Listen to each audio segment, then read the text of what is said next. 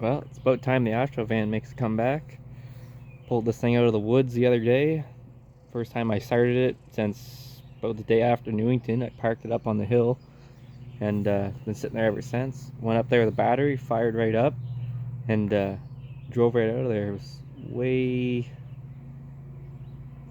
up yonder in the woods, up on the hill. Pretty much pre-ran hill up there. I got a whole pile of crap up there that I gotta, well, either scrap it or run it, one or the other.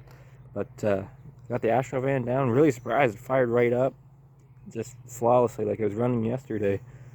If you guys don't remember, this is the one with the blown head gasket, and didn't really give us problems the last time we ran it. Yeah, it got hot, but we ran into wiring problems before we had to really worry about anything like that. Battery's still in the seat. I had to swap out a tire because de-beaded, came off the rim. It was flat. This thing looked like it sat in a jungle for years. Like, you couldn't even see this thing where it was sitting. And fired right up, drove on out. But making a couple adjustments to it. I'm going to be running this in Saint Christome, Quebec. I was supposed to run a truck because I really want to do a truck build for you guys. But unfortunately, the truck, I went to go get it, and I hooked the chain on it, and the truck pretty much was just about on the verge of breaking in half. So it wasn't worth building. It wasn't even worth my time to even pull it out of where it was sitting. So it stayed exactly where it was. The leaf spring shackles were basically rotted entirely off the frame. Like, it looked, the back end of the truck basically looked lowered because the leaf springs were rotted off. But this was ran in Newington last year, so the rules are different in Quebec. So I just finished cutting the welds on the doors. Those are all trimmed up. Plastic bumper cover has to come off, so it's there. I am actually allowed to mount a full-size bumper on this, so if I really want to stick a big chrome bumper on it, I can. Not quite sure if I will or not. I mean, I'm kind of running low on them, so I don't really know if I want to waste one on this. I mean, this is, solid enough. I think I have 2 left that are any good, and one's getting cut off the charger. So, I mean, after that one, I really have 1 fresh one left. Really been meaning to take a trip to the junkyard and kind of try to get some more. But, yeah, we're not allowed to weld the doors except for the driver's door. We got to chain them in Quebec, so cut all the welds off. So, we're probably going to run a chain right there, right up there, back there, cut some holes, chain there, chain there. Might even run a chain up top, right there and down there, just because I've ran minivans before and I've had problems with them coming in really far actually into the van. So basically, there's not much holding these doors on really from the factory. Everything's on a sliding mechanism. So I've had these doors basically come in right behind the back seat before, and kind of sucks when that happens because it gets close to your fuel tank. Speaking of fuel tanks, this fuel tank is coming out of here. This is the stock fuel tank. I mean, super sketchy. It's kind of what gave us hard times the last time, actually. This tank right here, despite being ratchet strapped as tight as I could get it, ended up shimmying, and it ripped the positive wire, the red wire right there. It comes out the fuel pump. Ended up ripping it off the toggle switch. So ran into some problems there. Unfortunately, that's what took this thing out, and it was dark by the time the vans came out, which I do still have to get that footage. I've been meaning to get it. Yeah, my sister ended up filming it on her phone rather than my phone, which makes it a huge pain in the ass to try to get the footage. I usually try to get everything filmed on my phone, so that way I don't have that problem. I can just post it instantly, so I'll try to get that. But this tank shimmied, and stupid me didn't make the wire long enough going to the toggle switch. It ripped out. It was dark, didn't see it, couldn't grab it really until after the race.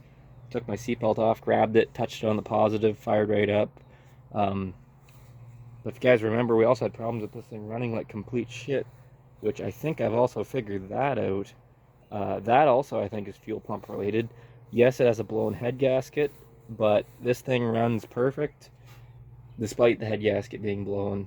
And when it runs intermittently like shit, it really makes no sense when it does it. Like when I fired this thing up and drove it out of the woods, drove it out of the woods completely fine, never gave me a problem. Drove it to the house, parked it in the back, left it in the back, started it up the following day, ran like shit. Started the day after that, ran perfect. So when I did go to pull this thing out of the woods, by starting it, I grabbed the red wire coming off the fuel pump, touch it onto the positive, and I kind of jimmy rig it, jam it down into the fitting for the battery to get it to run and drive in the meantime till I swap out that tank, because the stock tank's got to go for the new set of rules. And when I went up there, I touched the positive a couple times actually off the battery on the positive to try to get the fuel pump to go, and it actually was seized, which I think was part of the problems I was having last year with it. Because when I did pull it down off the hill, when I went to go pull the wire off to kill the fuel pump, that wire was so hot that I actually burned my fingers, meaning that pump, it was seized when I went to go start it, but I'm thinking that pump's been kind of on its way out for a while now. So that would explain why it's intermittently running bad. I don't believe it's the head gasket, because it would make no sense, because with a blown head gasket, you'd think with thermal expansion, basically it would kind of slightly reseal itself as it warms up and it would run better. But it's just, there's no rhyme or rhythm really when it runs terrible, other than the fact that the fuel pump changes tone. So I think when we put the other fuel tank in it, should remedy that problem. I mean, the overheating, obviously, we're still gonna have that issue, but I mean, it lasts for, I don't know, 5 to 8 minutes roughly without being an issue. So I mean, if the heat lasts quite a while, then we're gonna run into problems, but I don't think it will. Back bumper's got to come off. It basically rusted off. I think it was like 1 or 2 hits. This thing was dragging. Spare tire has to come out. That just goes to show you how quickly I built this thing. This thing probably is not even 10 hours into it, I don't think. We have our air-cooled differential. Never even filled it back up. Left the cover off it. But, yeah, there's the Astro van. It's going to be going to St. Chris. Fingers crossed it does good. I mean, the Derby season so far hasn't gone smoothly for us. The whole season basically last year didn't go smoothly for us. So hopefully this year goes better, because I only won a trophy in, I want to say, quite a few years. The last time I won first place was the Chevy Impala SS. So hopefully, fingers crossed, things go better. Ignore the giant Cadillac in the background. That's going to be its own video, as well as another giant Cadillac over there. I've been really slacking on the new car videos, so I'll make sure to post a couple of those. But that's going to be it for this video. Just a quick update on the Astro van. When I get some more work done to it and get it closer built to the new set of rules, I'll post another video.